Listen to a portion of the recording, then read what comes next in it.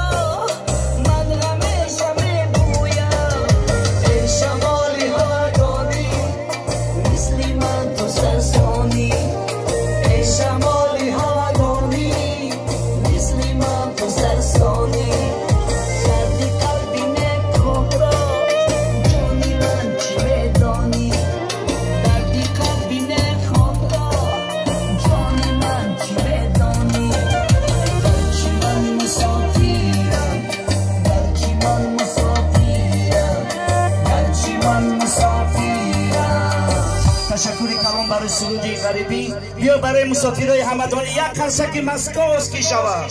زنده باشه مرحمت همه برقص و بازی رقاصای ممتاز برقص ما در خدمت شما ای بندگان خدا.